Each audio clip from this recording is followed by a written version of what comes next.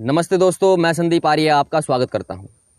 आज हम एक बहुत ही रुचिकर विषय के ऊपर बात करेंगे, जो है सूर्य तारों पर जीवन। आप सभी लोग जानते हो कि महर्षि दयानंद सरस्वती ने सत्यार्थ प्रकाश में लिखा है कि भाई सूर्य तारों पर भी जीवन है, लाइफ है, वहाँ पे भी मनुष्य आदि सृष्टि रहती है। तो इस बात के सुनकर बहुत सारे व्यक्ति अचंभे में पड़ जाते हैं, कुछ हंसते हैं, कुछ कुछ करते हैं, जिसकी जैसी बुद्धि है वैसे रिएक्शन देता है। और जो आर्य समाजी हैं, जो ऋषि दयानंद पे श्रद्धा रखते हैं, वो कहते हैं कैसे रह सकता कोई आदमी सूर्य तारों पे, वहाँ पे तो इतना अधिक तापमान है, जल के ना मर जाएगा आदमी। बात तो उनकी ठीक है, लेकिन आपको ये विषय पूरा क्लियर करूँगा आज मैं, क्योंकि हमारे जो वेदादि शास्त्र हैं उनके अंदर भी अन्य अन्य लोकों पर जीवन की बात कही गई है, यानी कि एलियन लाइफ। उनमें सूर्य के ऊपर भी बात कही गई है कि सूर्य पर भी प्राणी रहते हैं। लेकिन ये वीडियो को समझने के लिए आपको थोड़ा टाइम देना पड़ेगा, क्योंकि एक एक विषय क्लियर करता चलूँगा मैं। आप जो डेली लाइफ में विज्ञान के शब्दों को तोड़ मोड़ करते हो ना, ये वीडियो देखने के बाद आपके शब्द ही बदल जाएंगे जीवन को देखने के, बोलने के। तो हम इस वीडियो को थोड़ा सा लंबा तो जरूर होगी भाई ये वीडियो, लेकिन एक सिरे से एक स्टेप बाय स्टेप पूरा टॉपिक को क्लियर करेंगे। और इवन आधी वीडियो में ही आपको क्लियर हो जाएगा टॉपिक। जैसे हम स्टेप लेके चलेंगे ना, आप समझ जाओगे हाँ फिर तो हो गया। तो सबसे पहले फिर हम शुरू करते हैं वीडियो को। सबसे पहले हम बात करेंगे हीट और टेम्परेचर की, क्योंकि वही होता ना कि भाई आदमी वहाँ पे जीवन प्राणी कैसे रहेंगे इतने टेम्परेचर में, इतनी हीट में। तो सबसे पहले हमें यही जानना पड़ेगा कि हीट और टेम्परेचर होता क्या है भाई, है? तो देखिए, जो आज का विज्ञान है उसके पास कोई परफेक्ट डेफिनेशन नहीं है हीट और टेम्परेचर की। बस इतनी काम चल जाता है, कोई परफेक्ट डेफिनेशन है नहीं है। तो जितनी भी है उतनी मैं आपको बता रहा हूँ, और इस वीडियो के लिए काम चल जाएगा इस डेफिनेशन से। तो हीट क्या होता है? कोई भी मटेरियल है, पदार्थ है, उसके जो एटम्स हैं, मॉलिक्यूल्स हैं, आयन्स हैं, वो अपनी स्थिति में स्थित हैं। जब वो हिलते हैं ना, जिस चीज़ के कारण हिलते हैं वही है हीट। दरअसल ये डेफिनेशन ऊर्जा की भी यही है इनकी। कोई चीज़ अपनी जगह से हिल जाए जिसके कारण, जिस क्वांटिटी के कारण, वो हीट है। वहीं से हीट का जो डेफिनेशन है, उत्पत्ति यहीं से होती है। कोई चीज़ किसी जगह से हिल जाए तो इसको बोलते हैं हीट। ये मैं हिंदी में बोल रहा हूँ इसलिए थोड़ा आपको अजीब लगेगा, इंग्लिश में भी यही है और कुछ नहीं है। टेम्परेचर क्या होता है कि वो हीट ने जो हिलाया, वो चीज़, वो मॉलिक्यूल्स, वो एटम अपनी जगह से हिले, तो उनके अंदर जो काइनेटिक एनर्जी आई, तो जो पूरा का पूरा एक जैसे गर्म पानी का गिलास है मान लो, उसके अंदर एक गर्मी दी हमने, हीट दी, तो वो गर्म हो गया। तो टोटल जो काइनेटिक एनर्जी है उसके अंदर जो मॉलिक्यूल है हाइड्रोजन ऑक्सीजन के, H2O के, उसकी टोटल काइनेटिक एनर्जी को जब हम नाप लेते हैं तो वो टेम्परेचर होता है, वो उसका टेम्परेचर होता है। कहीं कहीं पे हीट और टेम्परेचर की डेफिनेशन क्रॉस भी करती है, एक पॉइंट पे आके थोड़ी ये दोनों में समानता ही महसूस होती है, लेकिन इसके अंदर डिफरेंस क्या है वो आगे जाके आपको समझ में आ जाएगा। तो हीट और टेम्परेचर ये होता है। इन टोटल मिला के बात बोले कि किसी चीज़ के अंदर कोई चीज़ रैंडमनेस है, कोई पार्टिकल और आयन अपनी जगह पे हिल रहा है, तो वो हीट के कारण हिलता है, यही है हीट। और अगर हम उसको नाप लेते हैं, एवरेज काइनेटिक एनर्जी को, वो पार्टिकल कितने हिल रहे हैं, वो टेम्परेचर होता है। इसी को हम थर्मामीटर से नापते हैं। तो कैसे नापता है, कैसे नहीं होता, वो धीरे धीरे आगे समझ जाओगे आप। तो ये तो पहला स्टेप। अब दूसरा, कि जो ये हीट है और जो ये टेम्परेचर है, बात एक ही तरह की पड़ती है इनकी। अब इसका इफेक्ट क्या होता है, क्यों होता है, कैसे होता है, तो हम इसके ऊपर आगे बात करेंगे। अभी पहला इफेक्ट क्या है कि जो हीट होती है ये पदार्थ की अवस्था बदलती है। कोई भी मटेरियल आपके आसपास, इसकी अवस्था बदल देती है। जैसे कि पानी है, अगर इसको गर्म करोगे, हीट दोगे, तो ये थोड़ी देर बाद क्या बन जाएगा, भाप बन जाएगा, उसकी गैसियस अवस्था आ जाएगी। बर्फ है, बर्फ को हीट दो तो कहाँ जाएगा, तरल बन जाएगा, लिक्विड पानी बन जाएगा। पानी को और गर्म करो तो क्या बन जाएगा, भाप बन जाएगी। हर चीज़ की बात बता रहा हूँ मैं, लोहे की भी। लोहा है हमारे पास, हार्ड है। लोहे का मतलब संज्ञा ही हमने हार्ड में बना ली है, विशेषण का हार्ड बना दिया हमने। लोहे को गर्म करोगे तो लिक्विड बन जाता है। टीवी पे देखा भी होगा आपने, लाइव कहीं देखा होगा तो मुझे पता नहीं है, मैंने तो देखा नहीं, लेकिन होता तो है ही। अगर उसको आप और गर्म करोगे एक टेम्परेचर पे जाके, शायद 6000 कुछ डिग्री टेम्परेचर है लोहे का, उस पर एक गैस बन जाता है। लोहे की भी गैस होती है, जैसे कॉमन ऑक्सीजन है ना, ऑक्सीजन, नाइट्रोजन, ये carbon dioxide, carbon monoxide, methane, methane, तो ऐसे ही गैस लोहे की भी होती है। बस उसको एक स्पेशल मतलब इतने टेम्परेचर तक हमें पहुंचाना पड़ता है, इतनी ऊष्मा हीट देनी पड़ती है कि वो गैस बन जाए। लेकिन हर पदार्थ की जो ये अवस्थाएं होती हैं, सॉलिड, लिक्विड, गैस, इन सब के अलग अलग टेम्परेचर होते हैं। जिस तापमान पर जो ऑक्सीजन है वो गैस है, उसी पर लोहा दृढ़ है, सॉलिड है।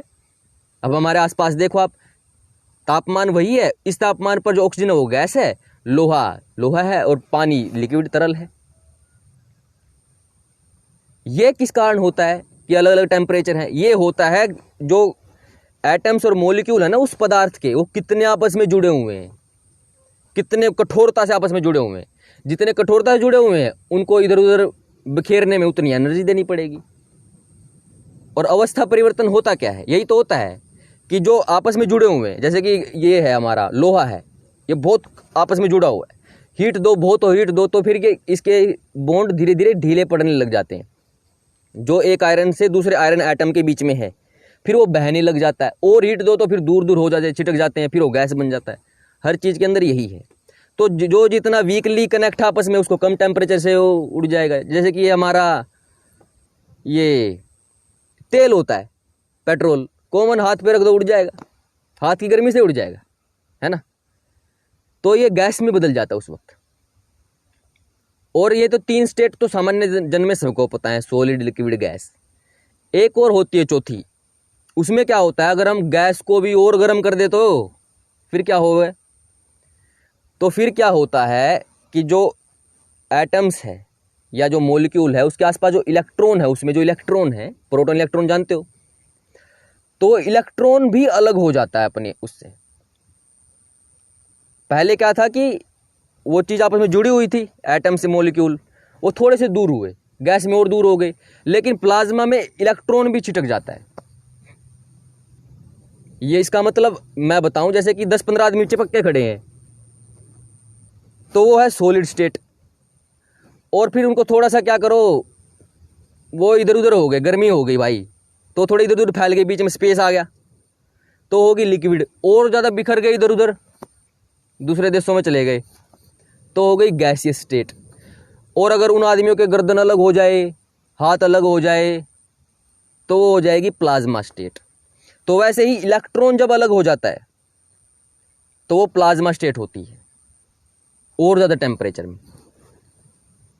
तो ये मुख्यतः 4 स्टेट हैं। एक 5वीं और है, वो ठंडी की है, यानी कि सॉलिड से नीचे, वो बोस आइंस्टीन कंडेंसेशन है, उसकी बात हमारी नहीं है आज, क्योंकि हम हायर टेम्परेचर की बात कर रहे हैं।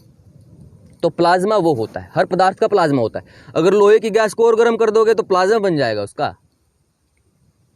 तो हीट की एक इफेक्ट ये भी होता है कि अवस्थाओं को परिवर्तित कर देती है। कॉमन हमारे जीवन में हजारों एग्जाम्पल हैं। पानी का इसलिए क्योंकि पानी हमारे पास सुलभ अवेलेबल है, सबके पास है, अमीर गरीब। तो हमने तीनों अवस्थाओं में देखा होता है, सॉलिड, लिक्विड, गैस, और कम टेम्परेचर में इस तीनों अवस्थाएं में दिख जाती हैं, और कुछ नहीं है। तो हीट का मुख्य कार्य क्या होता है, ये कि ये अवस्थाओं को परिवर्तित कर देता है, स्टेट ऑफ मैटर को चेंज करता है। तो सबसे कम हीट किस में हुई? सॉलिड में। उससे ज़्यादा हीट किस में होगी? लिक्विड में। उससे ज़्यादा हीट किस में होगी? गैस में। उससे ज़्यादा हीट किस में होगी? प्लाज्मा में। तो सबसे ज़्यादा हीट प्लाज्मा में होती है, इस बात को याद रखो।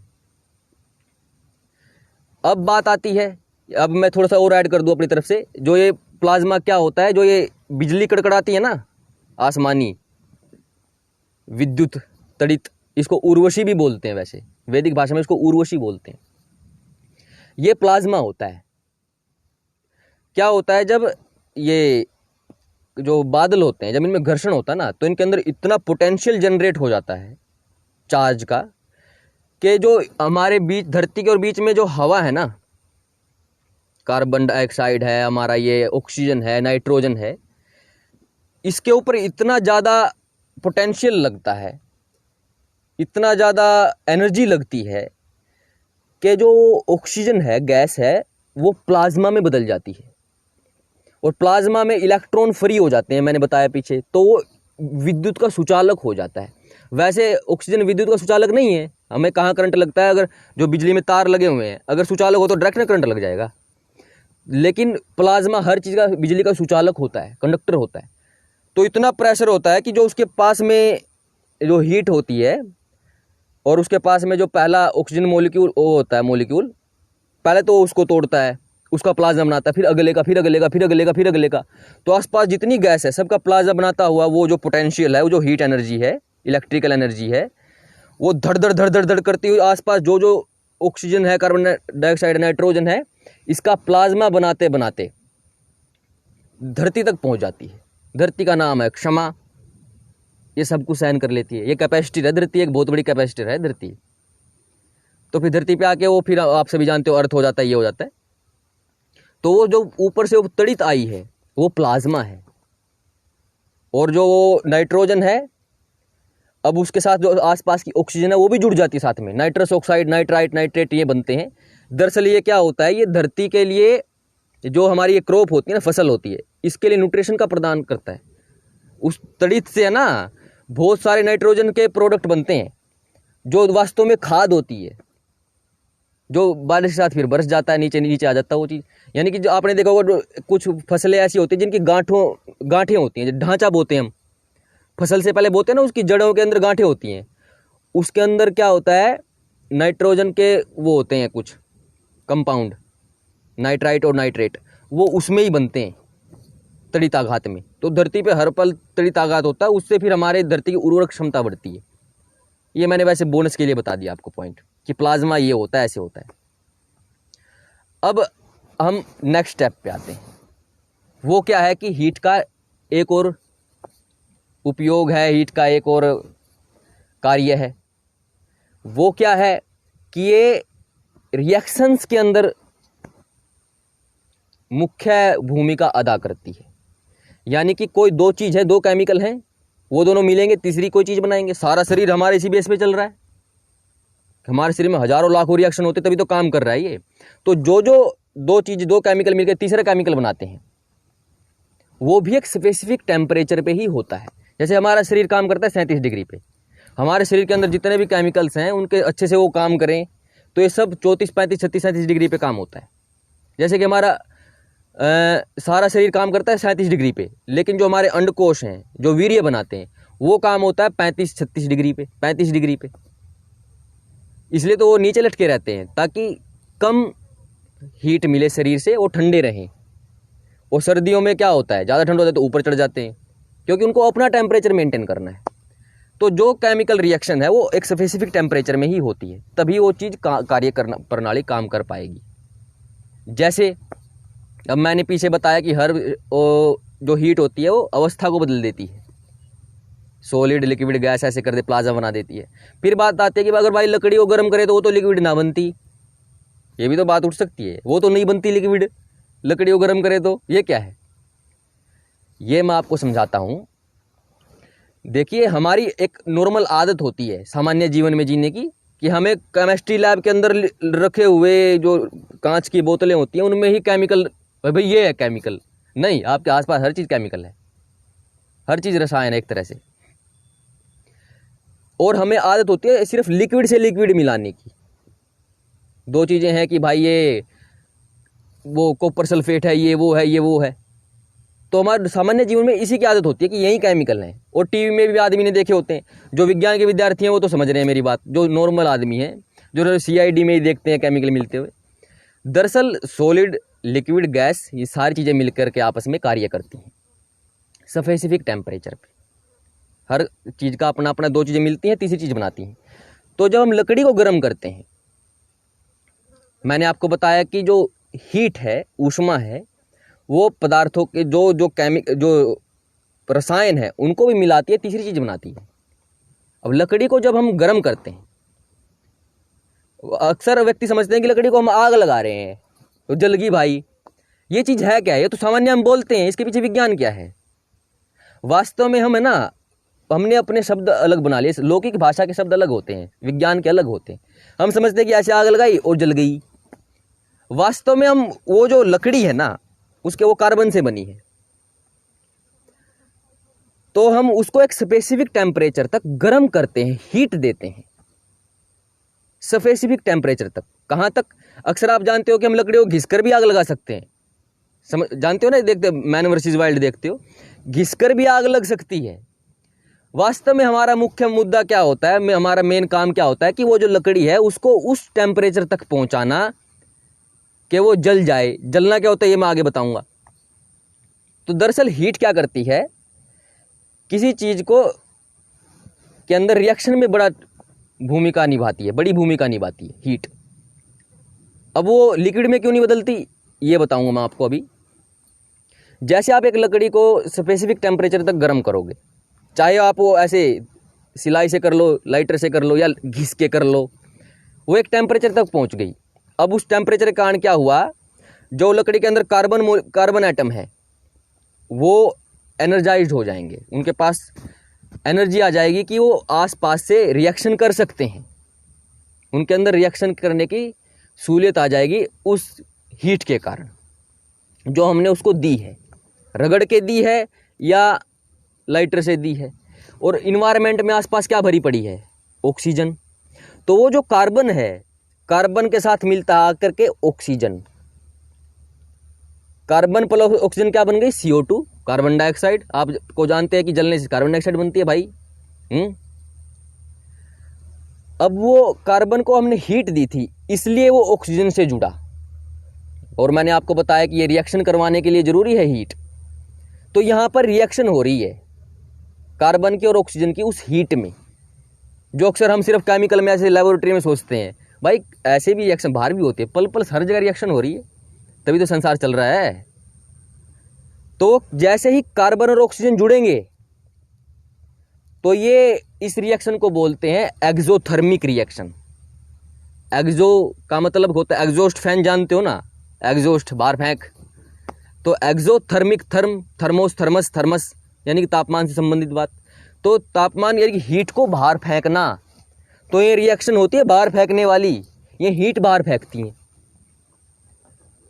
तो जब कार्बन और ऑक्सीजन मिलते हैं ना, तो फोटोन्स वो बाहर फेंकता है, हीट एनर्जी के थ्रू फोटोन बाहर फेंकता है, और उनको हम देख सकते हैं। तो एक मिलता है तो थोड़ा फोटोन, तो बहुत सारा जो हजारों अरबों खरबों उसमें कार्बन एटम है, ऑक्सीजन जुड़ती है, तो इतना ज़्यादा वो फोटोन फेंकते हैं कि वो हमें ऐसे लपट दिखती है बनती हुई, ऐसे कि लपट बन रही है। क्योंकि जो कार्बन डाइऑक्साइड है वो मतलब कि उससे तो हल्की है लकड़ी से, तो वो जाहिर सी बात है, जैसे कि हम तेल और पानी को मिला देते हैं ना, तो डेंसिटी से तेल ऊपर आ जाता है। तो वैसे ही इस इन्वायरमेंट में भी ऐसे ही है, इसमें भी गैस ऊपर नीचे है, भारी गैस नीचे है, हल्की ऊपर। जैसे ओजोन है, ओजोन गैस है एक, वो हल्की सबसे ऊपर है। कार्बन डाइऑक्साइड भारी गैसों में आए, ये नीचे है, ये नीचे है। तो वैसे ही उस लकड़ी से तो हल्की है कार्बन डाइऑक्साइड, तो वो फिर इन्वायरमेंट में ऊपर आ जाती है, मतलब आसपास फैल जाती है डेंसिटी की वजह से। लेकिन फिर बात आती है कि भाई सारी लकड़ी तो नहीं जलती, वो कोयला बचा रहता ना चूल्हे में, वो क्या है, वो चक्कर ये है कि भाई वो लकड़ी एक सॉलिड चीज़ है। अब आसपास का जो एरिया है वो तो उड़ जाएगा भाप बन के, मतलब कार्बन डाइऑक्साइड बन के, भाप नहीं, भाप मुझसे गलती से निकल गया, ये कार्बन डाइऑक्साइड बन के वो तो गैस तो निकल रही है। लेकिन जो बीच में कार्बन है, जो लकड़ी के बीच में है, उसके पास भी तो हीट जा रही है ना, जल रही है लकड़ी, उसके पास तो रास्ता नहीं भागने का। तो फिर वो ज़्यादा एनर्जी होके क्या करते हैं, जो आसपास के कार्बन है, जो इधर भी कार्बन है इधर भी कार्बन है, सारे भागने की कोशिश कर रहे हैं, ऑक्सीजन मिल नहीं रही है। तो ऑक्सीजन अंदर कैसे घुसेगी एकदम, इतनी बाहर से आ रही है, तो बाहर से जो सरफेस पे कार्बन है वो तो मिल के अपना कार्बन डाइऑक्साइड में उड़ रहे हैं। अंदर वाला क्या करेगा, अंदर वाले के पास जैसे जैसे हीट बढ़ती जाएगी ना, तो दूसरे कार्बन से ही गहरे लिंक बना लेगा, यानी कि उनकी सिमेट्री बदल जाएगी और वो कोयले में परिवर्तित हो जाएगी। यानी कि कार्बन की एटम की जो लकड़ी के अंदर अरेंजमेंट है वो परिवर्तित होकर कोयले वाली बन जाएगी, प्रेशर के कारण। धरती के अंदर कोयला कार्बन के प्रेशर के कारण ही बनता है। तो अगर हम हीट के कारण वो जो प्रेशर दे रहे हैं ना, जो उनके अंदर एनर्जेटिक के कारण बन रहा है, वो आपस में ही रिएक्शन करवा देता है, उनकी आपस में उनके इतने स्ट्रॉन्ग बॉन्ड कर देता है कि फिर वो कार्बन को कोयला बन जाता है, क्योंकि वो सॉलिड सरफेस है, सबके पास भागने के लिए स्थान नहीं। लेकिन अगर लिक्विड है, जैसे कि तेल है, तेल को जलाओ सारा जल जाएगा, क्योंकि उसके पास सबके पास अपना सरफेस है, पूरा एरिया है भाग निकलने का, क्योंकि लिक्विड है। सॉलिड में ऐसी सभ्यता नहीं, इसलिए वो बच जाता है थोड़ा कोयला। अगर हम लकड़ी का पूरा चूरा कर दे, भयंकर चूरा कर दे, कति महीन कर दे, तो थोड़ा कोयला बनता है ना।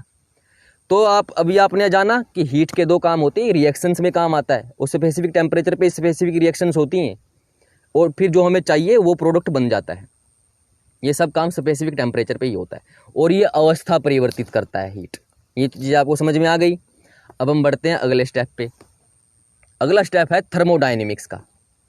अभी मैंने आपको बताया थर्मो का मतलब हीट से संबंधित, थर्मस जो होते हैं ना, जिसमें चाय गर्म रहती है, इसकी डायनेमिक्स, डायनमो गति करना, यानी कि हीट की गति, फ्लो ऑफ हीट का संबंधित जो विज्ञान है उसको बोलते हैं थर्मोडायनेमिक्स। समझे?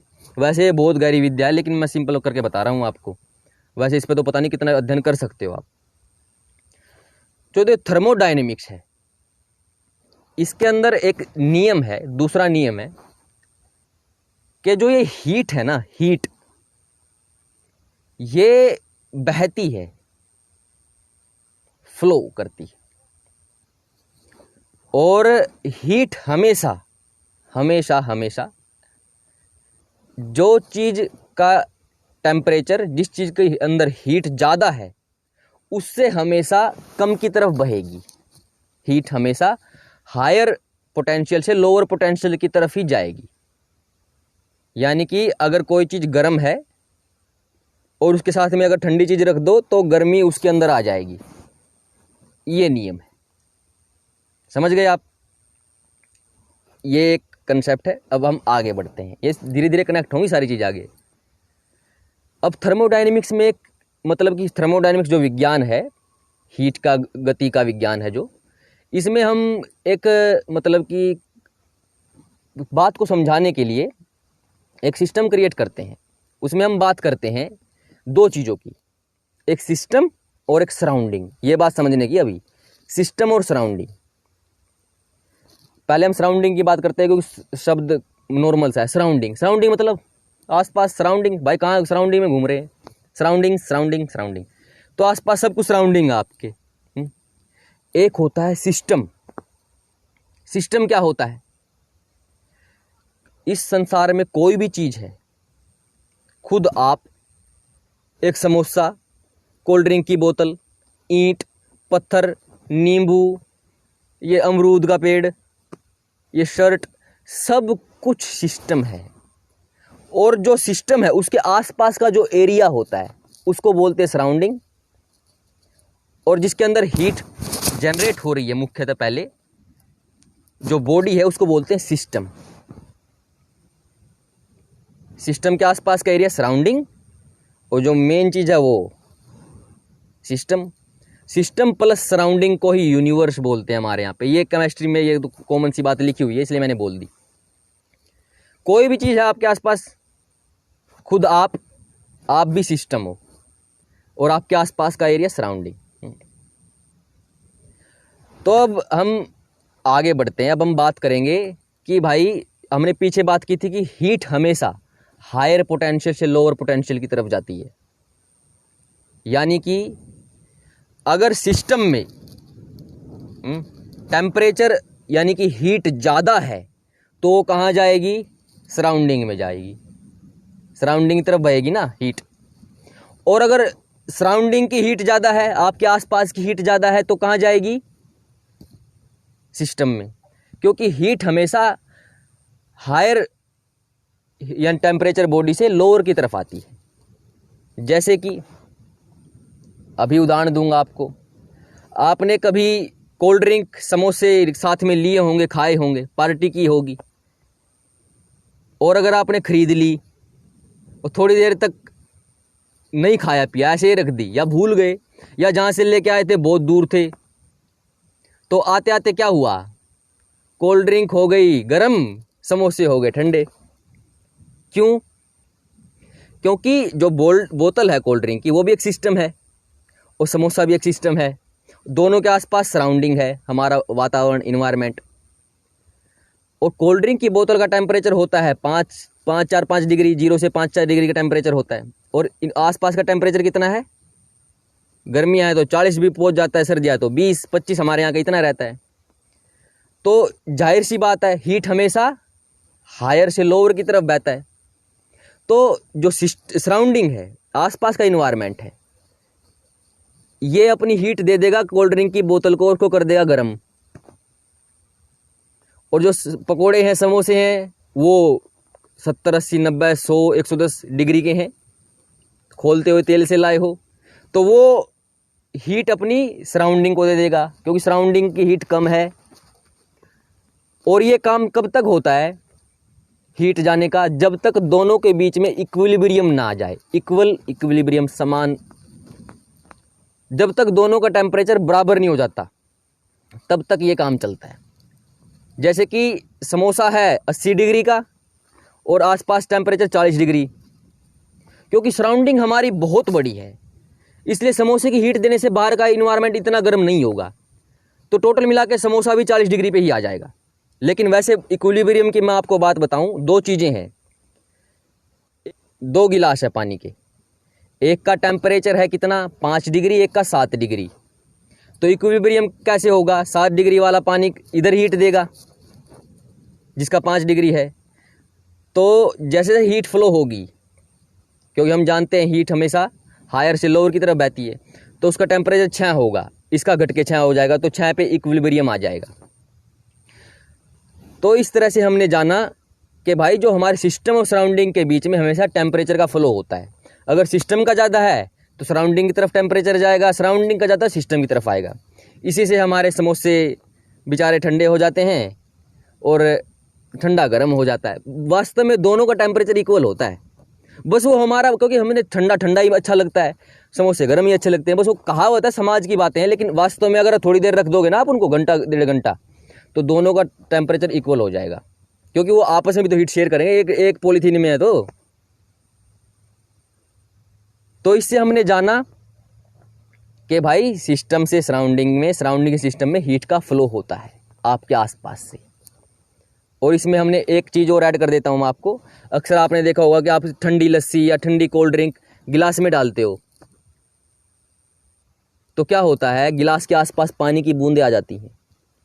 अब आपको पिछला कंसेप्ट क्लियर होगा कि हीट पदार्थ की अवस्था बदल देती है।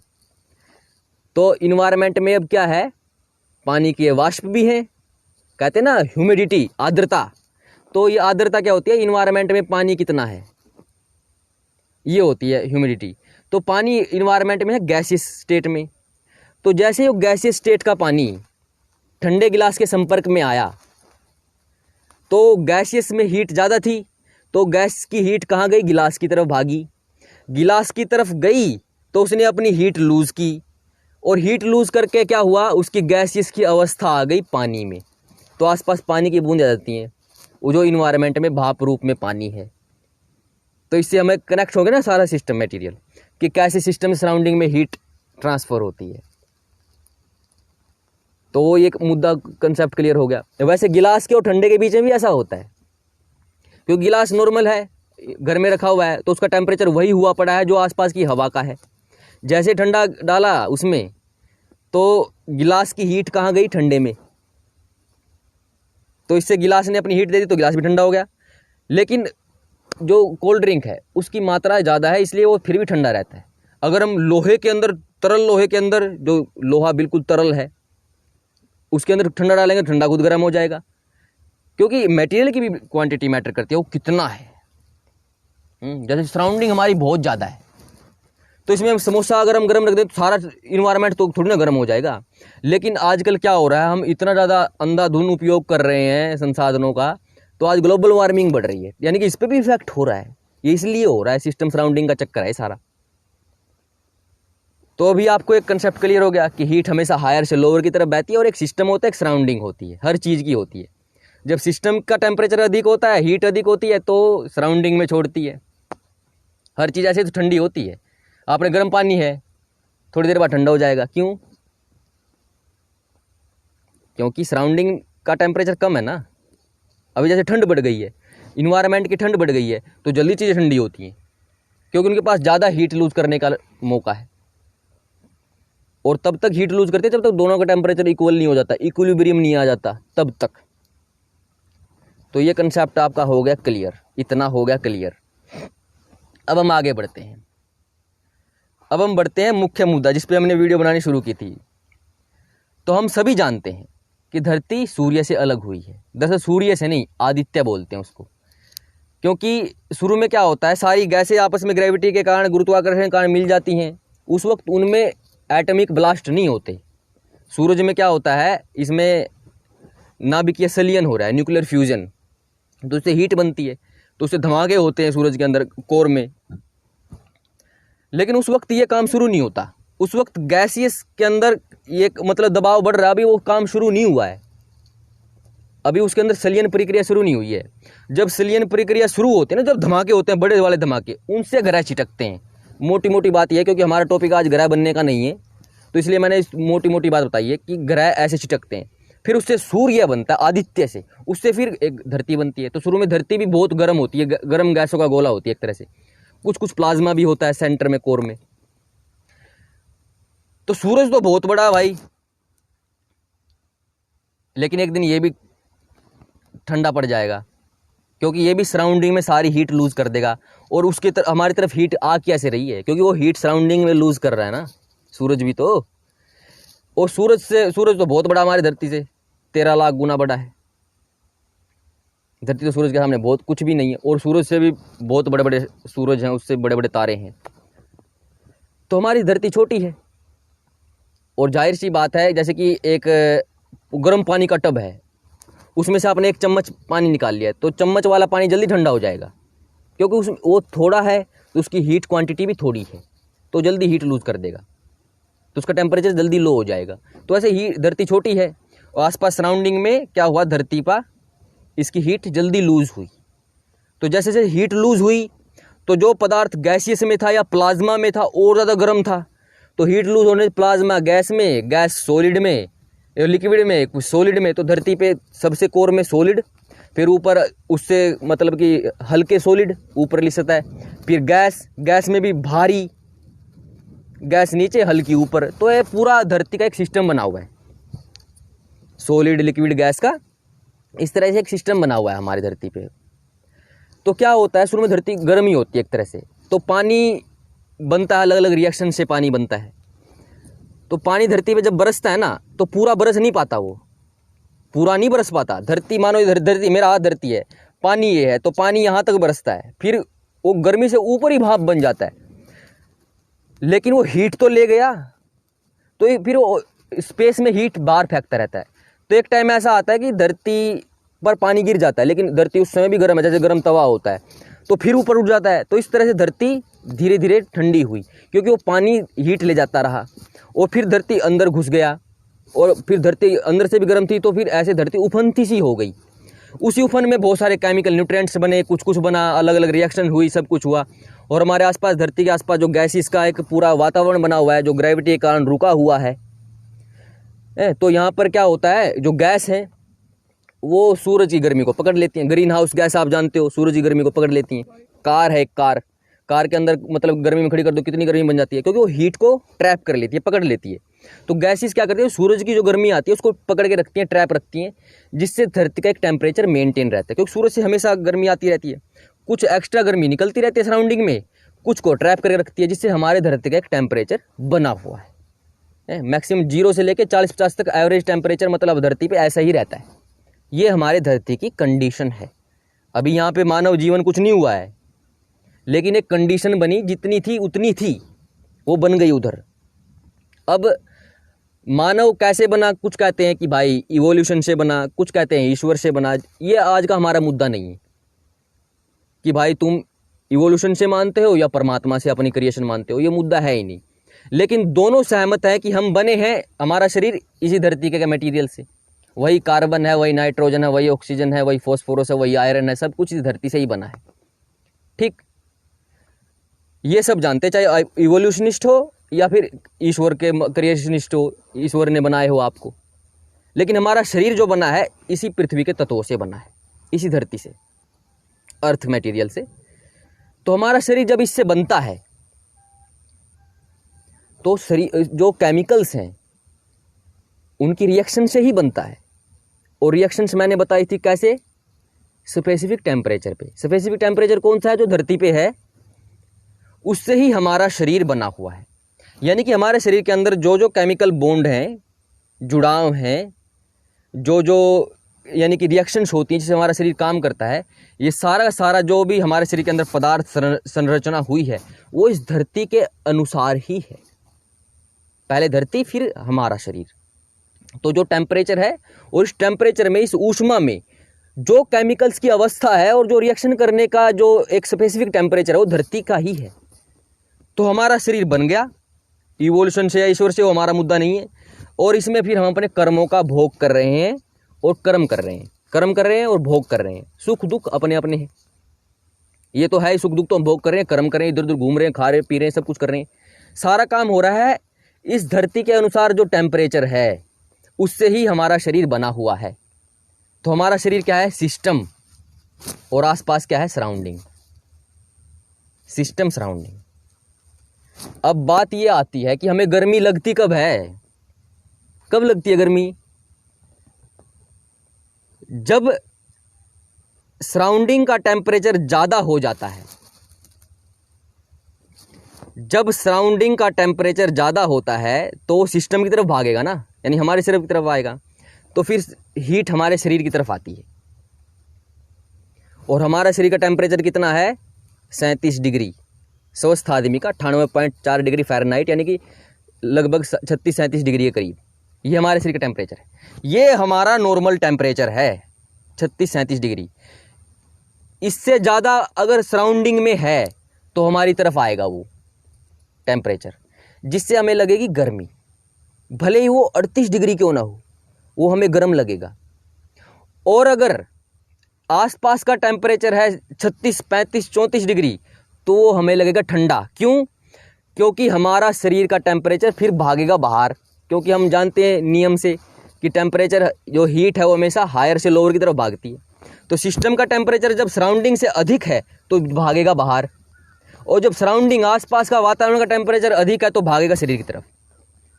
तो जब हम आसपास गर्मी ज़्यादा है तो आपकी तरफ आएगी हीट, तो आपको लगेगी गर्मी। और जब आपका शरीर ज़्यादा गर्म है, बाहर की अपेक्षा जैसे ठंड आ रही है आजकल, तो फिर आपको लगेगी सर्दी, क्योंकि आपने हीट दे दी बाहर, तो भी सर्दी लगेगी। तो इस सर्दी को रोक, मतलब कि फिर हम क्या करते हैं, फिर हम कपड़े पहनते हैं ताकि हमारी हीट बाहर ना जाए, अंदर की अंदर रहे। तो उसके लिए फिर हम गर्म कपड़े पहनते हैं, गर्म मतलब वो बोलते हैं। तो वास्तव में क्या होता है, जैसे कि सर्दियाँ आ गई, अब हम कमरे में लेटे रहेंगे, कोई दरवाज़ा खोलेगा, ओए भाई बंद कर दे, सर्दी आ रही है। सर्दी नहीं आती, गर्मी जाती है बाहर। ये है वैज्ञानिक भाषा। लौकिक भाषा क्या है, अरे सर्दी आ रही है, सर्दी नहीं आती, आपकी गर्मी बाहर भागती है, क्योंकि आप में ज़्यादा हीट है आसपास से, तो आप बाहर हीट छोड़ोगे। समझ गए? तो ये है ठंड और गर्मी का कंसेप्ट, कि हमें ठंड और गर्मी लगती क्यों है। हमारा शरीर अपने हिसाब से, जो हमारे शरीर का टेम्परेचर होता है उससे ज़्यादा अगर बाहर हो तो गर्मी, उससे कम बाहर हो तो फिर सर्दी लगती है। अब बात आती है कि भाई हमें सर्दी गर्मी का लगती क्यों है, इसका काम क्या है, कारण क्या है, ज़रूरत क्या है, इस चीज़ की ज़रूरत क्या है। तो इसकी ज़रूरत ये है कि देखो, आत्मा है एक देशी पदार्थ और अल्पज्ञ है, कम सामर्थ्यवान है। जैसे कि कम आँखों वाले के जो चश्मा होता है ना, जिसकी वीक नज़रें होती हैं, उसके लिए चश्मा ही सब कुछ होता है। कुछ तो आदमी उसको धागे से बांध के रखते हैं, इतने डिपेंडेंट हो जाते हैं, जिनकी आंखें कतई ख़राब हो जाती हैं, 5-6 डिग्री 5-6 का चश्मा लग जाता है जिनको नंबर का, वो तो बांध लेते हैं कि इसके बिना मेरा काम नहीं चलेगा। तो सोच के देखो, पूरा शरीर आपको मिला हुआ है, ये तो इतना बड़ा साधन है। तो एक स्पेसिफिक टेम्परेचर में ही हमारा शरीर काम कर पाएगा, अन्यथा अगर ज़्यादा हीट हो गई तो आपके शरीर की अवस्था बदल जाएगी। जो सॉलिड है वो लिक्विड बन सकता है, लिक्विड है गैस बन सकता है, और पदार्थ के अंदर जो स्पेसिफिक टेम्परेचर में रिएक्शन होनी है वो नहीं हो पाएंगी, प्रोडक्ट कुछ और बन जाएगा, शरीर काम नहीं कर पाएगा, आप कर्म और भोग नहीं कर पाएंगे। हम कर्म और भोग करते रहें, इसके लिए क्या है, हमें अपने शरीर को एक स्पेसिफिक जगह पे ही रखना पड़ता है, यानी कि उस टेम्परेचर में जहाँ पर हमारा शरीर काम करता है। अगर मैं चल कर के जाऊं आग के पास और खड़ा हो जाऊं उसमें, तो वो हीट क्या करेगी, मेरे शरीर के अंदर जो केमिकल्स हैं उनकी जो रिएक्शन का प्रोडक्ट होगा वो दूसरा बन जाएगा। जैसे मेरे शरीर में कार्बन है और अन्य है, जो शरीर में जितनी हीट है उससे सारे काम हो रहे हैं मेरे शरीर में। लेकिन अगर मैंने इतनी हीट दे दी अपने शरीर को बाहर आग में खड़ा होकर के कि मेरे शरीर का कार्बन इतना ज़्यादा एक्साइट हो गया कि वो बाहर की ऑक्सीजन से मिल गया, तो फिर क्या होगा, जो लकड़ी का हाल होता है वो मेरे शरीर का हाल हो जाए, जल जाऊंगा मैं। और मेरे शरीर के अंदर जो पानी है, लिक्विड है, सब कुछ वो क्या हो जाएगा, लिक्विड भाप बन जाएगा, वो भक्कड़ उठ जाएगा शरीर का, खत्म हो जाएगा। सीधी सी बात है। क्यों? क्योंकि मेरे शरीर की जो अवस्था है वो इस धरती के अनुसार है, और जो मेरे शरीर के अंदर जो केमिकल्स हैं, जो रिएक्शन हो रही है वो इस धरती के अनुसार हैं, यानी कि इस आसपास के सराउंडिंग के अनुसार। और मेरी सराउंडिंग के अंदर सिर्फ 20-30 डिग्री का ऊपर नीचे होता है, इतना का मेरा शरीर झेल लेता है। कपड़े पहन के, कपड़े उतार के, पंखा चला के अपने शरीर का टेम्परेचर हम मेंटेन रखते हैं। बहुत ज़्यादा ठंड में भी नहीं जाते हम, और बहुत ज़्यादा गर्मी आग में भी नहीं घुसते हम, क्योंकि हमारे शरीर के अंदर जो अवस्था है, वो जो रिएक्शन हो रही है, वो सिर्फ 20 से 40 डिग्री के बीच में ही रह सकते हैं हम इन्वायरमेंट में। और शरीर का तो फिर भी हमें 36 डिग्री बना के रखना पड़ता है, खाना खा के या कपड़े पहन के या फिर पंखा वंखा चला के, इस तरह से। तो दो दर्द का जो कंसेप्ट है आग से, वो इसलिए था कि हम अपने शरीर को सुरक्षित कर पाएं, ताकि हम ज़्यादा हीट से बचें, ज़्यादा ठंड से बचें। क्योंकि ज़्यादा ठंड में जाएंगे तो सारा हीट हमें लूज़ कर देंगे, तब तक लूज़ करते रहेंगे जब तक शरीर में पानी भी ना जम जाए, हम मर जाएंगे। और बाहर हम इतनी हीट ले ले अपने अंदर कि हमारे अंदर के पदार्थों की अवस्था बदल जाएगी, फिर शरीर में भोग कैसे करोगे। तो इसलिए हमने सर्दी गर्मी का कंसेप्ट बनाया हो अपने शरीर के हिसाब से। तो हमारे लिए सर्दी क्या है, 36 डिग्री से कम, गर्मी क्या है, 36 डिग्री से ज़्यादा, ठीक। और हमारे शरीर के अंदर जो जो केमिकल कंपोजिशन बना हुआ है शरीर सारा, ये इस धरती के अनुसार ही बना हुआ है। इसलिए हमें ये धरती नॉर्मल लगती है अपने लिए, ये सारी धरती हमें इसलिए नॉर्मल लगती है, क्योंकि सिस्टम और सराउंडिंग के बीच में टेम्परेचर का डिफरेंस बहुत कम है। हमारे शरीर का 36 डिग्री, आसपास है कितना है, 25-20, और अगर 20 भी है तो कपड़े पहन के तो मैंने 36 ही बनाया हुआ है अपने शरीर का, 35-36। और अगर बाहर का 30-40 भी है तो कोई बात नहीं, ये हमारे लिए नॉर्मल होता है। लेकिन इसमें भी हम ठंडी गर्मी थोड़ा अनुभव करते हैं, लेकिन उस हीट से आपके शरीर के अंदर बदलाव नहीं आ पाता। थोड़ी बहुत हीट से अगर आती भी है तो फिर हमारे शरीर के अंदर हीट आती है तो पानी बाहर आ जाता है, पसीना जिसको बोलते हैं, वो हीट हमारी ले जाता है बाहर, क्योंकि हमारा शरीर हीट दे देता है पसीने को, पानी को, और वो ले उड़ता है, हमारा शरीर ठंडा हो जाता है। अगर बार बार ऐसा होगा तो शरीर में पानी की कमी हो जाएगी, लू लग जाएगी। इसी को बोलते हैं लू लगना। जब सराउंडिंग का टेम्परेचर ज़्यादा होता है ना, जब लू तो गर्म चलती है, तब बोलते हैं लू लगना, क्योंकि बाहर का टेम्परेचर अंदर आ गया शरीर में और सारा पानी उड़ गया, कूलिंग सिस्टम खत्म हो गया। तो इसलिए क्या होता है, हमने जाना कि हमारी धरती की सराउंडिंग हमारे अकॉर्डिंग है, तो इसलिए हमें यहाँ पे ज़्यादा सर्दी गर्मी का अनुभव नहीं होता। और हमारे शरीर का जो कंपोजिशन है वो इसी टेम्परेचर के अनुसार है, धरती के अनुसार ही है, इसलिए हमें यहाँ पे ज़्यादा ठंडी गर्मी नहीं लगती, क्योंकि हमारे शरीर की अवस्था इस टेम्परेचर के अनुसार ही जो है वो है, और केमिकल रिएक्शन इसी गर्मी जो ऊष्मा है उसी के अनुसार काम कर रही है। तो इसलिए हमारे लिए धरती नॉर्मल है। आगे समझ में। अब बात आती है कि मनुष्य क्या होता है, ये जरूरी बात बतानी है। देखिए, अक्सर व्यक्ति समझते हैं कि जो ये हाथ पैरों वाले मनुष्य है ना, जो हमें धरती पे दिख रहे हैं, यही मनुष्य हैं। नहीं, ये धरती के ऊपर जो आत्मा के ऊपर जो एक शरीर बना हुआ है ना, ये हम फैमिलियर हैं, इसलिए हमें लगता है कि ये आदमी, ये गाय, ये भैंस है। ये धरती के अनुसार बना हुआ ना सब कुछ। बहुत सारे जीव तो अपने आज तक नहीं देखे होंगे। अब मैं आपको नाम ले दूं किसी भी प्राणी का जो आपने नहीं देखा है, तो आप उसका आकार कैसे पता लगा लोगे? नहीं, देख के तो लगेगा। तो हर ग्रह पर अलग अलग शरीर हैं उनके शरीर वहीं जाके पता चलेंगे भाई। इवन जो मेरी वीडियो देख रहा है सबके तो मुंह मैंने अब भी नहीं देखे, तो मैं कैसे देख के पता चलेगा ना। तो वैसे अन्य ग्रहों पे जाके उनका शरीर कैसा है वैसे, लेकिन वो होता है कि आंखें, आँख, कान जो देखना है, श्रवण है, ये हो जाता है। ये वैसे हो जैसे यहाँ होता है। हाँ, उनके भाई देखने का और कुछ और फ्रीक्वेंसी भी देख सकते हो, शायद वो इंफ्रारेड भी देख सकते हो, या फिर जैसे कि हाथी होते हैं वो कम साउंड फ्रीक्वेंसी में भी बात करते हैं आपस में, इंफ्रासोनिक में। तो वैसे ये इतना भेद तो चलता है। धरती है, धरती पे तो मनुष्य उसको बोलते हैं जो मननशील है, वहाँ तक, कहाँ तक कि कारण तक सोचता सोचता पहुँच जाए। मनन तो भैंस भी करती है, उसको पता है घर कैसे आना है जोड़ में से, तो वो मनुष्य नहीं है। मनुष्य वो होता है जो सोचता सोचता कारण तक पहुँच जाए। उपादान, निमित्त, साधारण निमित्त, मुख्य निमित्त, इन कारण तक पहुँच जाए, जो यहाँ तक चिंतन करता है वही मनुष्य होता है। तो वो चिंतन आप धरती पे, हम ये शरीर लेकर करते हैं क्योंकि यहाँ धरती पे इस तापमान पर यही केमिकल कंपोजिशन है, तो ये हमारे ये शरीर लगता है। ठीक, अब हम पहुँचते हैं सूरज पे। अब मैं इस शरीर के साथ सूरज पे पहुँच गया तो वहाँ पे तो प्लाज्मा है, वहाँ पे तो टेम्परेचर लगभग 6000 डिग्री है। अब वहाँ पे मैं जाऊँगा तो मेरी सराउंडिंग बदल जाएगी। ये सिस्टम है, सूरज की सराउंडिंग हो जाएगी। सराउंडिंग का टेम्परेचर कितना है? 6000 डिग्री, मेरा 36। तो टेम्परेचर कहाँ आएगा? मेरी तरफ। तो मेरे शरीर में जो सॉलिड है वो लिक्विड बन जाएगा, वो गैस बन जाएगा, वो प्लाज्मा बन जाएगा, मेरा शरीर खत्म हो जाएगा। ठीक है, तो मैं तो नहीं जी पाऊंगा वहाँ पे। लेकिन अगर सूरज पे जो हालात है 6000 डिग्री के, जो वहाँ पे प्लाज्मा है, जो पदार्थ की वहाँ पे अवस्था है, अग्नि प्रधानता है, अग्नि तत्व प्रधानता, प्लाज्मा अवस्था है पदार्थ की, उसका टेम्परेचर 6000 डिग्री लगभग। अगर उस प्लाज्मा का ही शरीर बनेगा तो शरीर का टेम्परेचर कितना होगा? वही 6000 डिग्री, 10, 20, 30 डिग्री ऊपर नीचे लगा लो। जब शरीर का टेम्परेचर भी 6000 है, बाहर का भी 6000, 10, 20, 30, 10, 20 का ऊपर नीचे कुछ नहीं होता, उतना ही है। तो फिर सराउंडिंग की हीट 10 डिग्री तो आएगी अंदर, या 5 डिग्री तो आएगी अंदर। जब सराउंडिंग का टेम्परेचर और सिस्टम का टेम्परेचर लगभग बराबर है, तो हीट लॉस, हीट प्राप्त होना या देना बहुत थोड़ा है। और जो शरीर के अंदर अवस्था है मैटर की, वो उतने ही टेम्परेचर में है जो टेम्परेचर के कारण प्लाज्मा बना हुआ है, उससे ही शरीर बना हुआ है। तो आपका नॉर्मल टेम्परेचर वहां पे क्या होगा? 6000 डिग्री, और आसपास का 6000, 20, 30 या 5780, 800, 900 इतना लगा लो, इतना होगा ना आसपास का।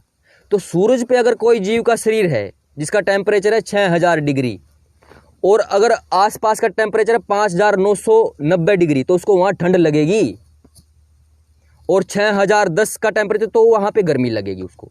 लेकिन अगर वो भी 7000 डिग्री में, 8000 में कूदेगा तो वो भी वहाँ जल जाएगा। जैसे अगर मैं यहाँ पे ज्वालामुखी में या आग में कूद जाऊँ तो, क्योंकि सूरज पे भी क्या होता है, अलग अलग जगह पे अलग अलग टेम्परेचर, 5 से 6000 का सरफेस का टेम्परेचर है।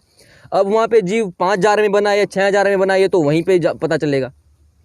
लेकिन अगर 5000 में कोई जीव बना है तो उसके लिए 6000 गर्मी है, और अगर 6000 में कोई बना है तो उसके लिए 5000 सर्दी है। क्योंकि 6000 में बना है तो सिस्टम का टेम्परेचर कितना हुआ? 6000 डिग्री। तो 5000 में जाकर सराउंडिंग का 5000, तो उसके शरीर से हीट भागेगी, तो उसको वहाँ पे ठंड लगेगी। क्योंकि उसको 6000 डिग्री मेंटेन करना अपने शरीर का, उसके लिए नॉर्मल वही है जैसे हमारे लिए यहाँ 36 डिग्री नॉर्मल है, उसके लिए यही है। क्योंकि उसका शरीर उसी सराउंडिंग से बना है। और हीट का आदान प्रदान कब होता है? सिस्टम ऑफ सराउंडिंग में ही होता है। क्योंकि धरती का जो हमारा शरीर यहाँ पे 36 डिग्री है, अगर मैं सूरज में जाऊँगा तो हीट का आदान प्रदान इतना हो जाएगा कि मेरा शरीर ही प्लाज्मा बन जाएगा। तो मैं इस शरीर के अनुसार जो भोग कर्म कर रहा हूँ वो नहीं कर पाऊंगा। लेकिन अगर प्लाज्मा का ही शरीर बनेगा तो सिस्टम और सराउंडिंग का टेम्परेचर लगभग बराबर है, तो वहाँ पे उसको इतनी हीट गर्मी नहीं लगेगी, उसके लिए वही नॉर्मल होगा। क्योंकि हमें गर्मी सर्दी कब लगती है वो मैंने पीछे बताया। तो वैसे सूरज पे जो शरीर बना है वो 6000 डिग्री का है या 5000 डिग्री का है, तो आसपास सराउंडिंग भी वही है। और हीट का जो आदान प्रदान होता है सिस्टम और सराउंडिंग में ही होता है। इसलिए धरती पे हमारे नॉर्मल लगती है, मैं वहाँ जाऊँगा तो प्लाज्मा बन जाऊँगा। और अगर सूरज वाला यहाँ आ गया तो प्लाज्मा बनेगा गैस, फिर लिक्विड, फिर सॉलिड। तो यहाँ उसकी राख पड़ी मिलेगी, सॉलिड सा। तो ना यहाँ पे वो आ पाएंगे ना हम वहाँ पे जा पाएंगे। लेकिन इससे बड़े बड़े भी सूरज हैं हमारे वाले से भी, और वहाँ पे टेम्परेचर इससे भी अधिक है। वहाँ पे जो जीव बनेंगे ना वो कहेंगे कि भाई जो हमारे वाला सूरज है ना, अगर वो कहेंगे कि भाई इस सूरज पे जीवन है, वो कहेंगे इतनी ठंड पे सूरज पे जीवन है। सिर्फ 6000 डिग्री पे कैसे जीवन हो, इतनी ठंडा वहाँ पे? तो क्योंकि उनके वहाँ पे और ज़्यादा गर्मी में शरीर बना हुआ है, उनके लिए वही नॉर्मल है। क्योंकि उनका सिस्टम और सराउंडिंग उसी सराउंडिंग से सिस्टम बना है, शरीर बना है। तो उसके अंदर वही केमिकल रिएक्शन जो प्लाज्मा केमिस्ट्री है, जो उसकी रिएक्शन है, वो उसी टेम्परेचर में ही रह सकती हैं। वहाँ का जीव उसी अवस्था में भोग और कर्म कर सकता है, और उसका शरीर को मेंटेन भी वही करना है। इसलिए वहाँ पे उसको सर्दी गर्मी मतलब जलाने वलाने वाली नॉर्मल में नहीं लगेगी। लेकिन सूरज के अंदर भी टेम्परेचर का डिफरेंस बहुत ज़्यादा है इधर उधर। अगर वहाँ पे गुदकी मारेगा ना तो वहाँ पे वो भी खत्म हो जाएगा। सूरज वाले जीव जो होंगे वो धरती के बारे में कह रहे होंगे कि धरती पे कैसे जीवन हो सकता है। वहाँ पे तो पानी भी जो H2O है वो प्लाज्मा की अपेक्षा करित वो तो लिक्विड में है, इतनी ठंड है। लेकिन हम कहेंगे अरे यार नॉर्मल है, तो ये हमारे लिए है भैया, उनके लिए तो बहुत ठंडी है वो। जैसे कि हम कहते हैं कि मछली पानी में कौन सांस ले सकता है, मछली कहेगी नहीं मैं लेते हैं ना। तो वैसे सूरज वाला वहाँ रहता भाई, उसके लिए सिस्टम और सराउंडिंग इक्वल है, उसका शरीर वही है। सिस्टम सराउंडिंग टेम्परेचर लगभग बराबर है, थोड़ा बहुत ऊपर नीचे होगा 20-30 डिग्री का, इतना मेंटेन कर लेता है शरीर।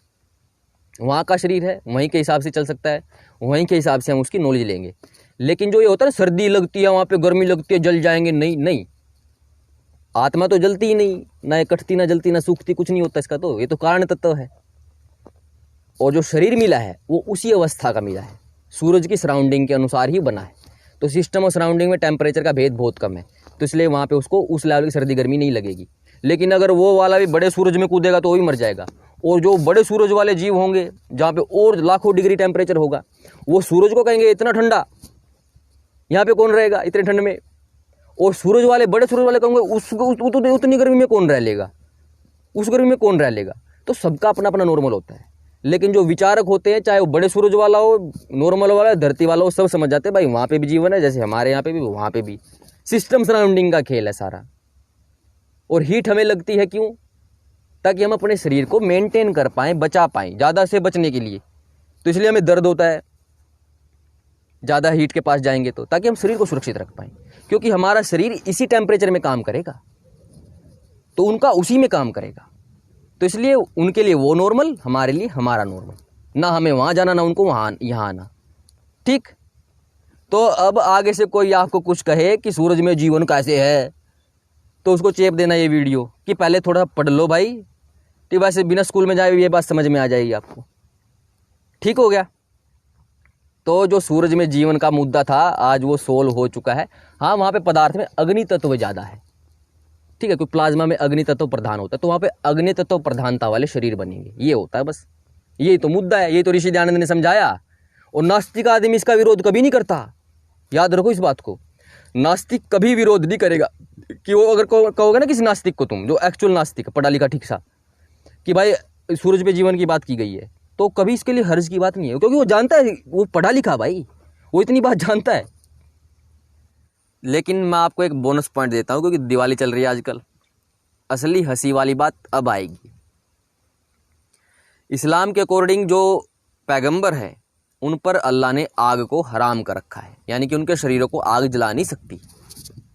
फिर वहाँ पे कोई थर्मोडायनेमिक्स का नियम काम नहीं आता, कोई सिस्टम नहीं, कोई सराउंडिंग नहीं। यानी कि जो प्रोफेट मोहम्मद का शरीर है, अन्य नबियों का तो पता नहीं उनका शरीर का कवर कहाँ है, कोई परफेक्ट मैंने पता नहीं है कहाँ है, सिर्फ प्रोफेट मोहम्मद ही का पता और किसी का नहीं पता।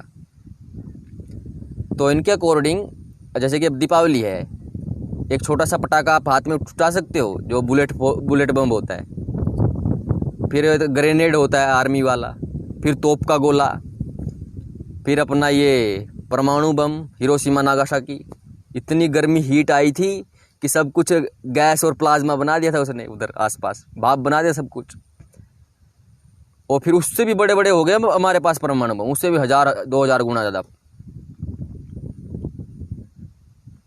लेकिन इनके अकॉर्डिंग पता क्या है, अगर प्रोफेट मोहम्मद के शरीर के पास एटम बॉम्ब फट गया ना, तो बाल भी वो होता ना कि आपको अगर आग की थोड़ी सी गर्मी लग जाए तो आपके बाल हाथ कैसे घुंघराले हो जाते हैं जल के थोड़ी सी आग में। लेकिन इस्लाम के अकॉर्डिंग अगर एटम बॉम्ब भी फूट जाए तो मोहम्मद का बाल भी नहीं जलेगा, बाल। ठीक है, कहीं तुम आर्य समाजी फिरते हैं इधर टोरा करके, बाल भी नहीं बाका होगा उसका। अगर एटम बॉम्ब भी फूट जाए, पूरी धरती के ऊपर अगर कागज लपेट दो ना और एक पेन लेके बैठ जाओ, एक लिख दो, फिर सारी धरती पे 1 0 0 0 0 0 0 0 0, एक कॉपी पे कितनी जीरो लग जाएंगी, पूरी धरती सोचो। अरे पूरा यूनिवर्स भर दो जीरो जीरो लगा के, इतना भी टेम्परेचर हो जाए, इतना डिग्री, तब भी मोहम्मद का बाल नहीं जलेगा। ठीक है। आर्य समाजी तो बस वैसे ही सूरज पे कहते हैं लाइफ है लाइफ, सूरज का टेम्परेचर तो कुछ भी ना है इनके सामने। धरती वाला शरीर, धरती के सराउंडिंग वाला सिस्टम जो है, अगर उसको आटम बम भी फोड़ देंगे ना तो शरीर ऐसा का ऐसा